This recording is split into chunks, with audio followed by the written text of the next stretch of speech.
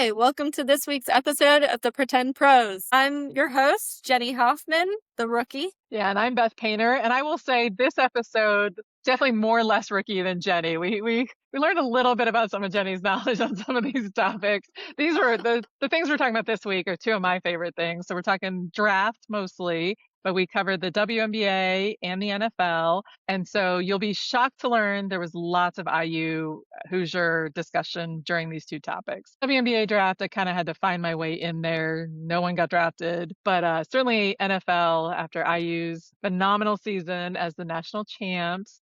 Lots of draft stuff to talk about on the NFL. So I hope you enjoy the episode and let's get right to it.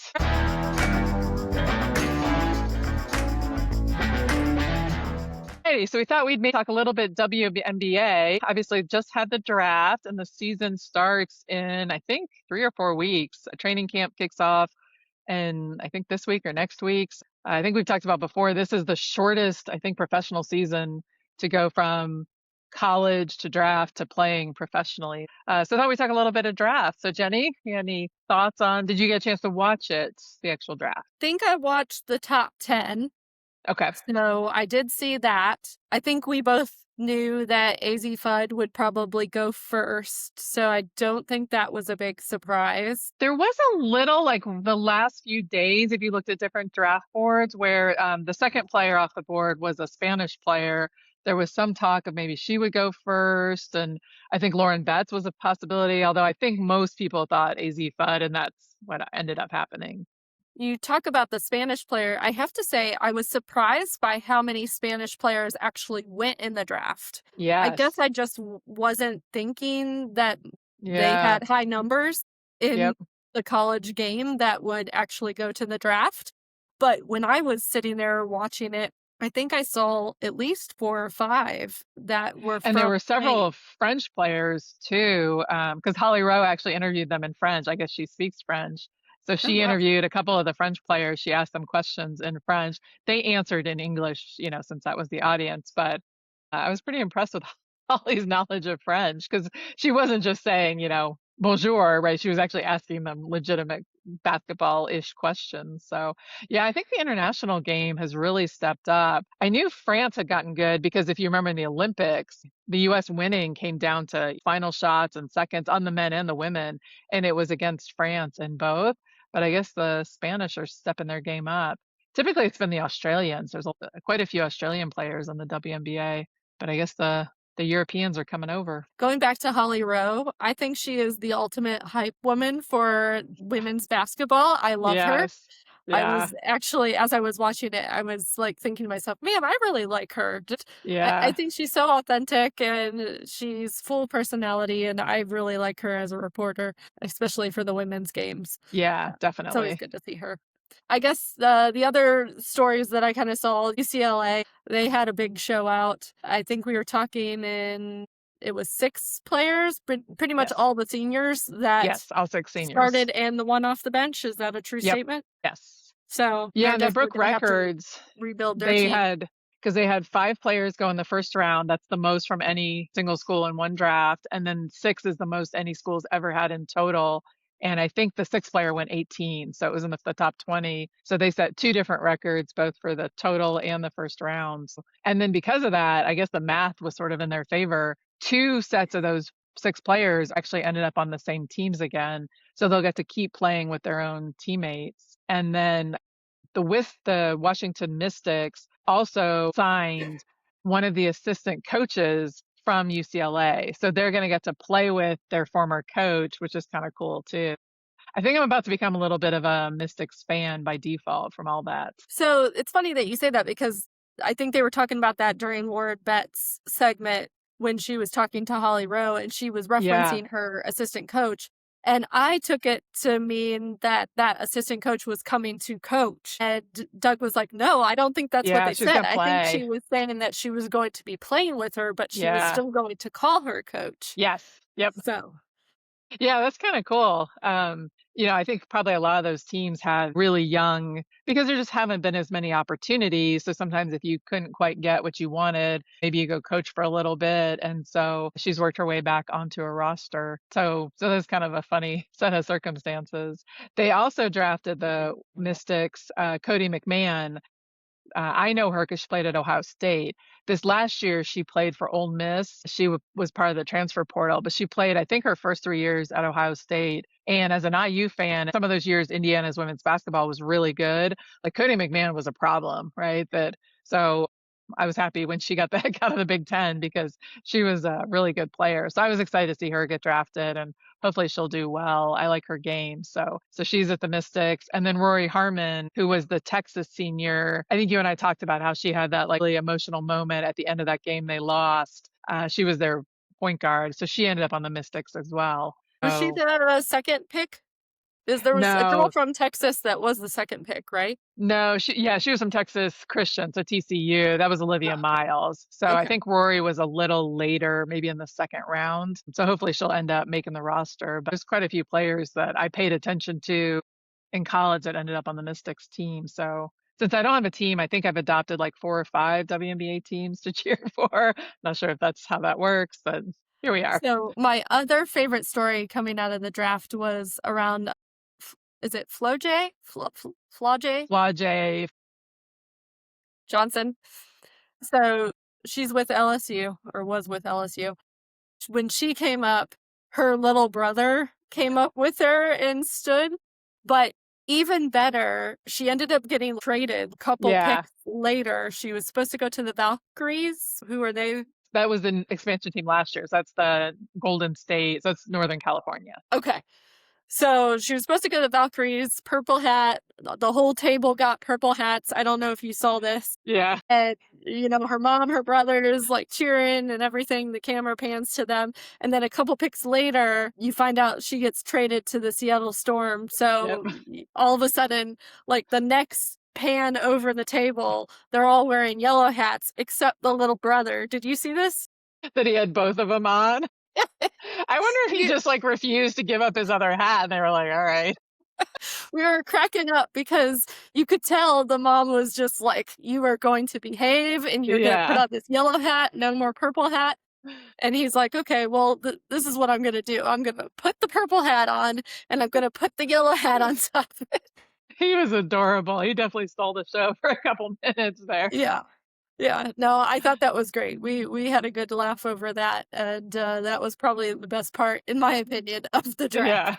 Yeah. Yeah. It is interesting because everyone's dressed up so nicely. And at least when they go up on stage, the players only have to hold the jersey. They don't have to put the hat on. Because, lots of them have this is their one chance to not be in sweats and look grungy.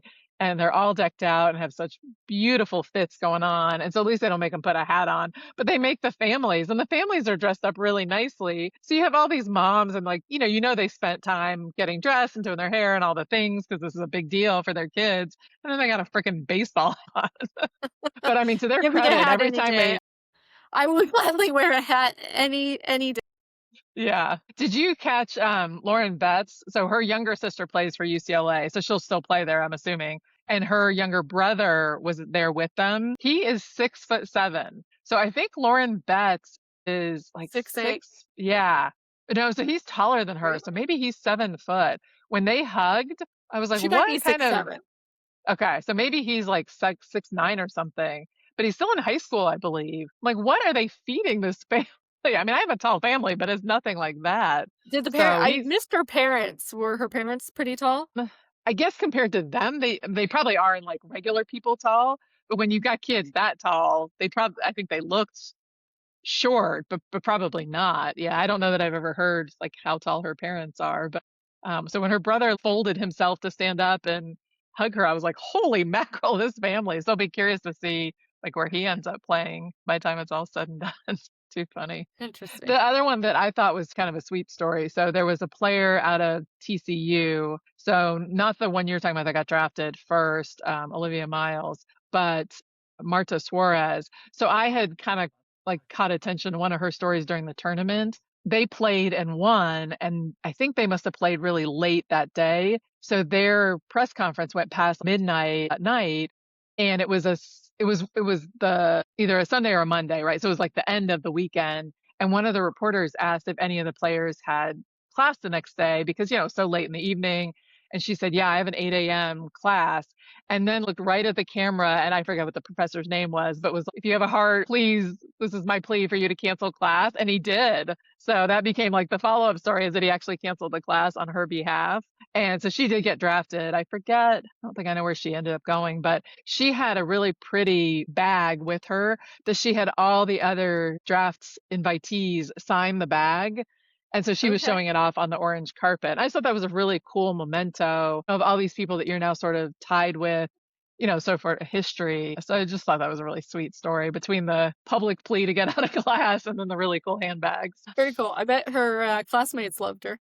I would imagine so, because I forget if she said what class it was, but anyone who's got an 8 a.m. class in college is and willing to not have to go for any reason, regardless of what the story was. Yeah, so I think as the WNBA kicks off, like I said, I think I've got a couple different teams I'm rooting for. So there's been a ton of movement with the new CBA. I don't think they're quite done re-signing players. I think a lot, as we thought, a lot of the big names have stayed where they were, which isn't surprising. Yeah, I saw just today, I think, that Asia Wilson signed the Yeah. Supermax deal of like 5 million or how many. I think it's 3, I believe. Okay. Yeah, so I think she was the last one on the Aces. They were kind of, I think, getting everybody else sorted out. So lots of the teams kept their big stars. There has been some movement. I'm gonna be honest, like there was almost too much to keep track of. But I was really happy to see because there were 2 IU players who were in the league last year who both got re-signed to the same teams. So Grace Berger is still with the Dallas Wings, and Mackenzie Holmes is still with Seattle. So hopefully they'll both keep their positions. Grace was actually starting last year, so I'm hoping that she'll be able to stay. Mackenzie didn't play much. It was really her first year, or what would have been her rookie season. She was had surgery and was rehabbing, so this was technically her second year, but not really. So hopefully she'll find a spot on that team. So I'll be rooting for both of them. And then I think the other kind of interesting story was the Fever. So obviously they re-signed Caitlin Clark, Aaliyah Boston, who I'm a huge Aaliyah Boston fan. From back when we saw her play. I listened to her podcast with Candace Parker, and she's hilarious, like much funnier than you would expect her to be. So I'm a big fan of hers. And then they re-signed Kelsey Mitchell, who was kind of their superstar last year, Lexi Hall. A lot of the team came back, but they also drafted Raven Johnson on Monday night. And I don't know if you remember this incident. So when a couple years ago, when Iowa played South Carolina Okay, in I a was like, Final was Four Raven game, Johnson from LSU or South Carolina's? South Carolina, yeah. Was So this she the stayed big there. fight? Was No, that's Angel this Reese you're thinking of. okay? Yeah. So she was with Angel Reese was with LSU, but there was kind of a funny moment where Caitlin was guarding Raven Johnson and Raven was out on the 3-point line and really was not a 3-point shooter. And so Caitlin kind of waved dismissively and didn't actually go out to guard her. Basically said, "Feel free to shoot. I know you're not going to make it," right? With a gesture. And so now they're teammates. I think the drama is all on the fans and the media side and not remotely on the player side.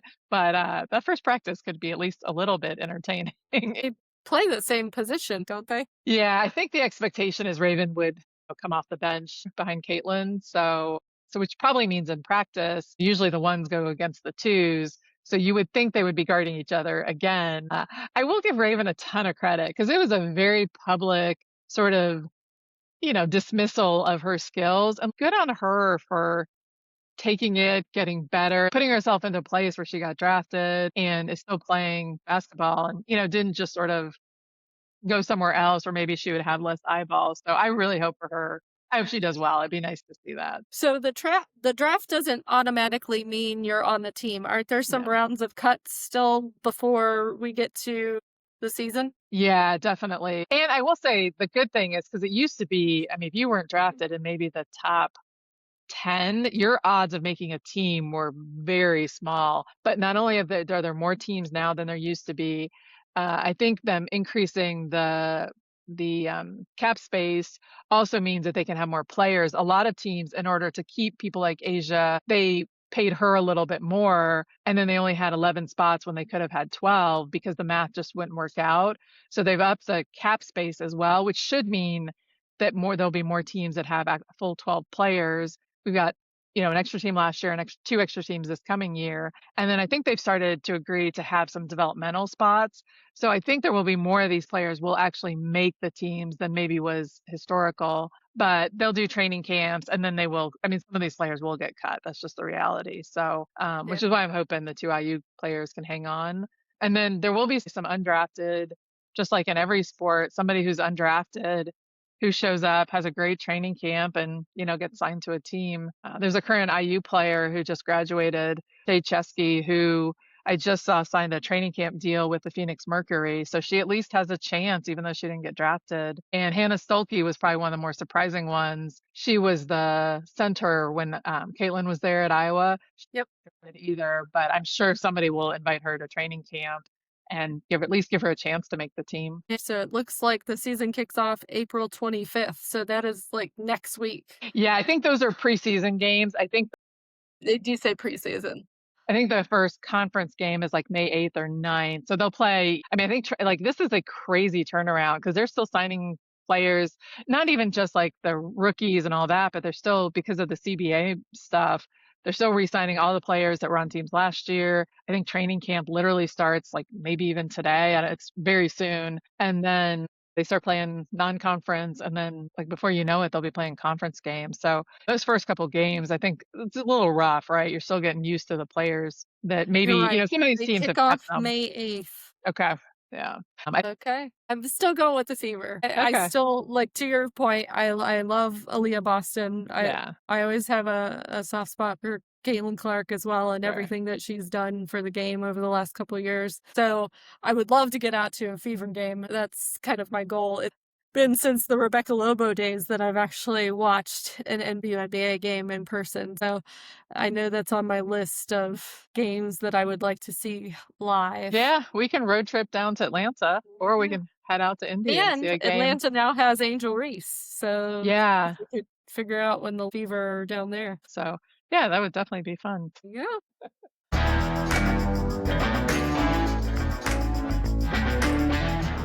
Okay, so we were just laughing because we're talking NFL drafts, and I was telling Beth, "Hey, I probably don't have a lot to contribute to this episode beyond my very limited knowledge of the couple hours that I watched of the combine when it was on."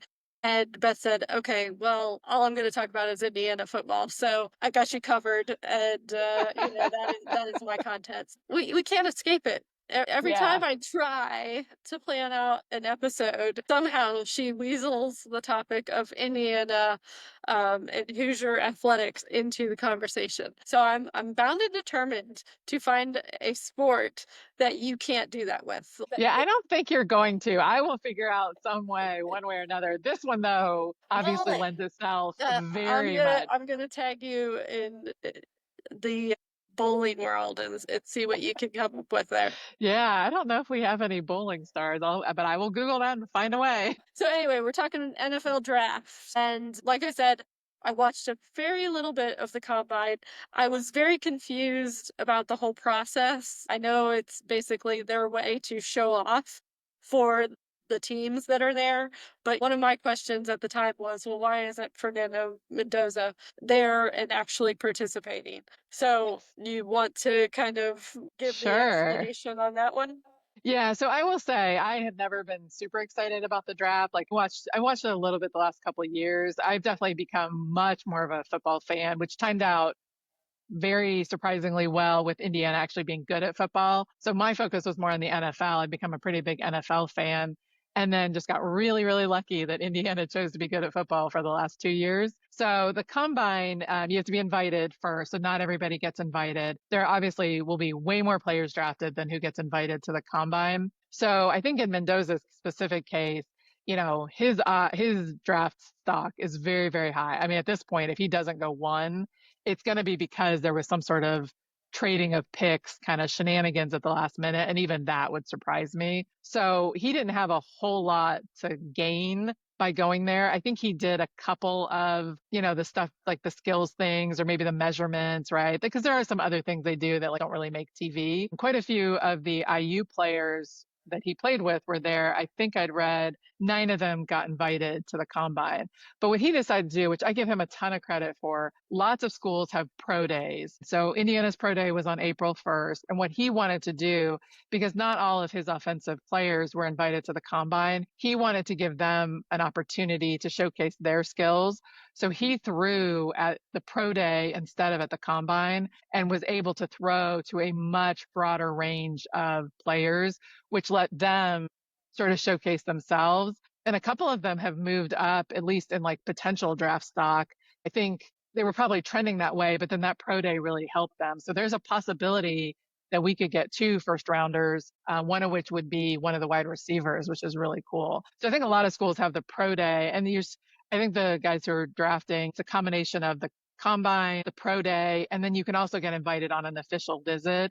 And so it's sort of a combination of all of those things to get you. So the combine's worth something, but it's definitely not the whole story. Yeah. And would you say like the top like 10 picks don't normally go to the combine?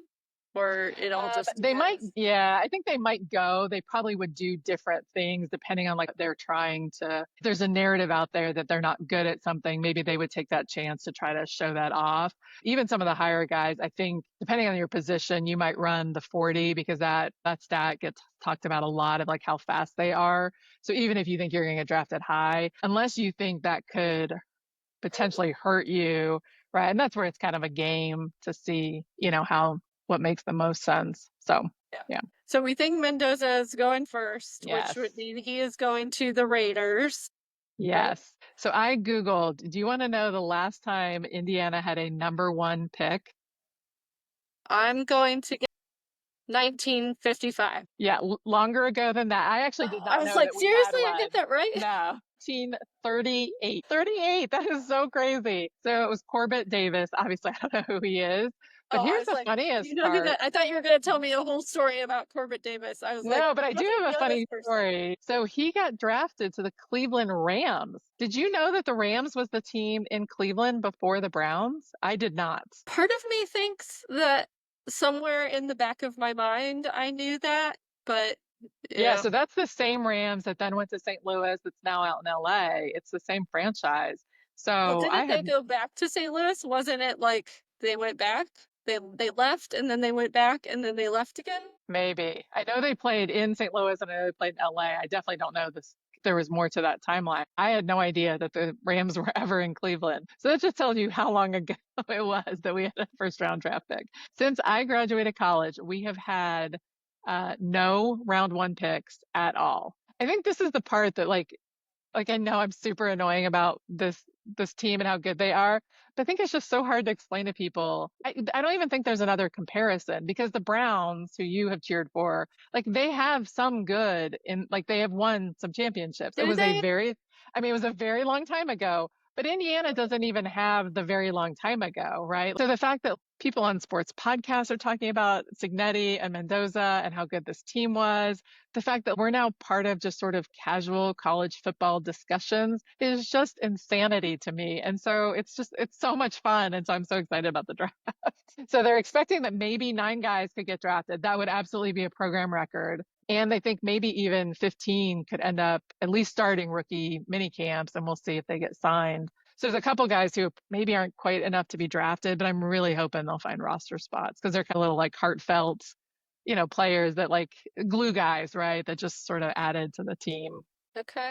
Yeah. Well, mine's about Ohio State football. My story Shocking. because yes, Yeah, that's the thing. Like you are not going to set records. Like you guys, I don't even know how many Ohio State players play in the NFL. They're going to draft like 500 players. Like we're the feel good story of this draft. All the other big teams are just yet again have great players. So tell your Ohio State story. okay. So I am rooting for the Styles brothers. The part of the combine that I was watching, one of the brothers was catching. It must have been the one that does cornerback, I'm guessing. So here's my question. A linebacker is defense, right? See, I like this version of when we do this because I definitely look like less of a rookie. Yeah, linebacker is definitely on defense. So that wasn't actually my question. But my question is, when you go into the combine, the part I was watching, they were catching passes. So I assume the linebacker is not doing that part of the combine. Correct. Okay. Yes. Yeah, So they then have it was the skill cornerback. specific. Yes. Yeah, they have skill specifics. Okay, Yeah. okay. So it was the cornerback I was watching, which I don't know which one that is, I but thought it's still Sonny Styles, I thought he was the defensive player, but I could be, yeah, you're I right. did not pay a ton of attention to Ohio You're State right. people. So Yeah. Sonny Styles is the linebacker safety. His older brother Lorenzo is the cornerback who actually transferred from Notre Dame. So I think he's only been with the Buckeyes the last year Okay. that they could play together, and now they're both going into the draft. And I think their father played. Yeah, so Lorenzo Styles was an Ohio State Buckeye as well, and he played in the 90s. It doesn't look like he went on to the NFL, Okay. at least that I can tell here. But yeah, so I'm rooting for the two brothers to go ahead and don't go to Cleveland. Maybe come to Carolina. I always joke that my shirt does say Cleveland is magical, but I always joke because I do believe that the Browns is where players go to die. I think the Jets actually might be even more of that case. Like they're definitely buying for worst scenario for sure. Oh my gosh. Yeah. Okay.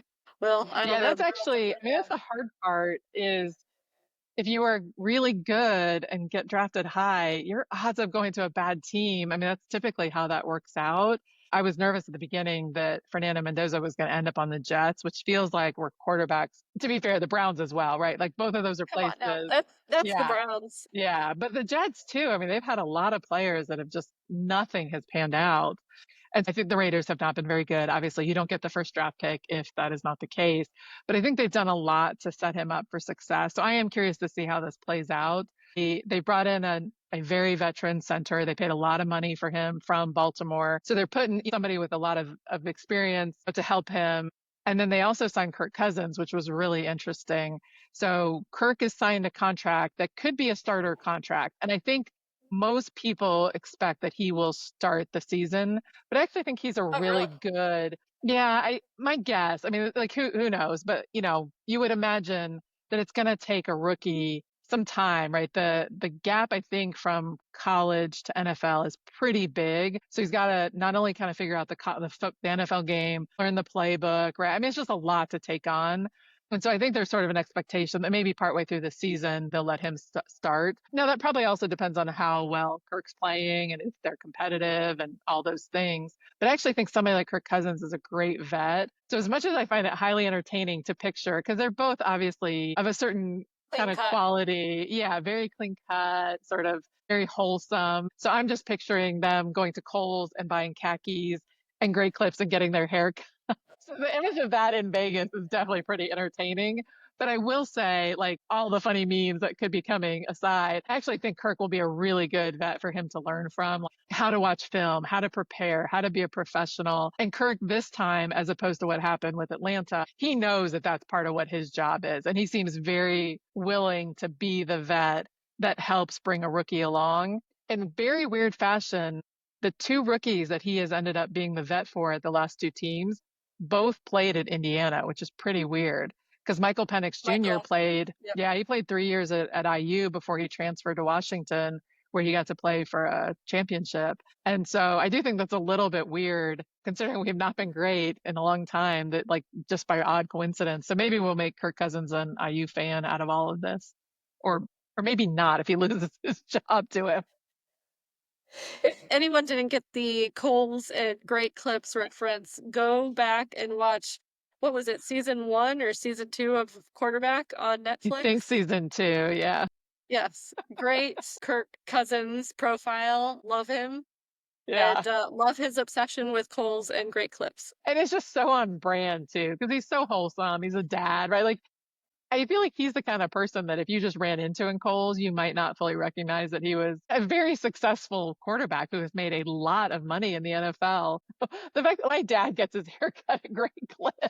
So I'm just picturing him in the Great Clips with my dad getting their haircut, just chit chatting about cutting the lawn. I listen to a ton of sports podcasts, and obviously with the draft coming up, a lot of them are talking about that. And it has been really cool to hear some of the things that people are saying about Mendoza, not just the personality, which I think lots and lots of people have fallen in love with who he is as a person, but his readiness to be an NFL pro. So fingers crossed that he will end up being a success story. It takes a couple of years, but that this will work out well for him. Okay. Yeah. So here are some combine stats for you. What do you think the fastest 40-yard dash is on record? It's like I think it's right under 4. So maybe like 3.7, Okay, something like I'm that. showing 4.21 Okay. here. I thought this year You know or who it in was? general. Was it you talking about this combine or ever? No, this was set in 2024, according to Okay. what I had pulled up. I thought it was he played for the Chiefs. Yep. Oh, I his actually name know is this name. However, I would yeah. not have known Xavier Worthy. Yes, I was gonna say it starts with a W. I kept wanting to I say Woods honestly and I would was have like, that's thought, not right. who's the fast guy that just got kicked off the Dolphins? Tyreek Hill. Yeah, I don't know why I would have thought it was him. I mean, I Isn't think he his pretty was very, fast? very good, yeah, as well. But I knew that Xavier Worthy had beat him. So there is a disclaimer here, though. Apparently, Bo Jackson and Deion Sanders ran just a couple seconds faster than that, Okay. but they were hand timed before the combine switched to electronic timing in 2000. Okay. There you go. I How mean, that's fast a do you very, think you could run a 40-yard dash? I mean, I think we're talking minutes, not seconds. And the question is, could I run a 40-yard dash? That feels debatable, but All right. Well, I feel like we should do that for an episode. oh my We God, should absolutely film not. ourselves No. running the 40-yard dash. I think it'd be fabulous. I I think think it I would be would really good pop an content. Achilles. Absolutely not. So no, I will Do you not be think you doing could this. run it faster than Tom Brady? No. Absolutely not. Like he's still in really good shape. He went out and played didn't he play flag football in that like I don't even know what that match was a couple weeks ago where the official flag football team played against a bunch of NFL guys and apparently beat the Okay. pants off them. And I'm pretty sure Tom Brady played quarterback for the flag football team. Now he's not running a 40 in that, but he's in good enough shape that he was willing to go play flag football on television. Yeah, no, I'm definitely not outrunning Tom Brady. All right. Well, let's look up the slowest 40-yard dash. It's probably still for something because if you're slower than that, I think maybe you're not Cut. running it. You're not It's even actually playing. well, no, like because they also make some of the linemen run it, and like they're not running 40-yard dashes in the game, but I think they still make them. So actually, there probably are some that are over 4, but I bet you they all weigh like 350 pounds to 400 and something pounds, and are still significantly better athletes than you and I are, like by a long shot. We'll be the judge of that. We will not. I'm very comfortable with this assessment. Yeah, so the slowest on record is Okay. 6:05. Yeah. Regis Crawford in I do not know who that 2004. is. Yeah, I don't know who he is, but I bet you he weighed over 350 pounds if I had to guess. I'm sure he played line. All right, this is my takeaway from this conversation. I'm going to practice this. Oh my God, please stretch. Please stretch before you do this. Yeah, I'm going to All of the practice tendon. and I will report back. I'm going to have Doug time me with the Oh my stopwatch. God. I got to figure out how the distance of 40 yards. That Yeah. that might be the trick. Yeah. But Where yeah, do you have like a straight 40 that you're not going to I'm trip going to over go do it in the something? park. Oh my God. Yep. Let's just hope an ambulance is not involved in this activity. All right. Too funny. What else do we got? I think the only other player that I was sort of excited to root for, kind of a feel good story, is Jacob Rodriguez. So oddly, Texas Tech, so not IU, my first non IU content, I'd like to note. He plays linebacker, so for the defense, as we've identified. And his wife, Emma, is a Black Hawk helicopter pilot for the Army. So how many times do you find linebackers, pretty big, burly dudes that could take care of most situations? His wife is way more badass than him, and that is super cool. And he's very proud of her. You could tell when they were talking about it during his interview with College Game Day. He actually was a scholarship player at UVA and wanted to get better. So he went to be a walk-on at Texas Tech. So gave up the scholarship, eventually obviously earned his way back into being a scholarship player, but was a walk-on at Texas Tech. And he played offense at UVA and switched over to play defense at Texas Tech and is now expected to go in the second or third rounds. That's the part of the draft that I actually like watching because one, you watch people's dreams comes true, but also they tend to tell not only the football side of the story, but they also tell a little bit about the people that are getting drafted.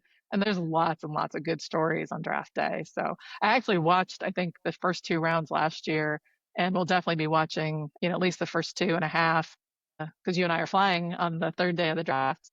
We watch it. Maybe I'll watch it in the airport while we're waiting for our flight to take off.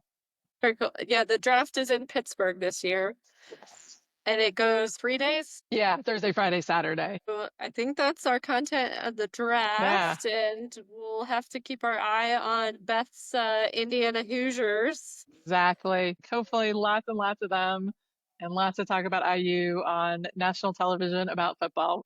If you had asked me ever in my 30 years as a fan, definitely would not have thought we'd be here. So, go IU. And stay tuned. I am running the 40-yard dash. I'm going to do it. I believe you. I'm just really hoping that there is no medical intervention involved.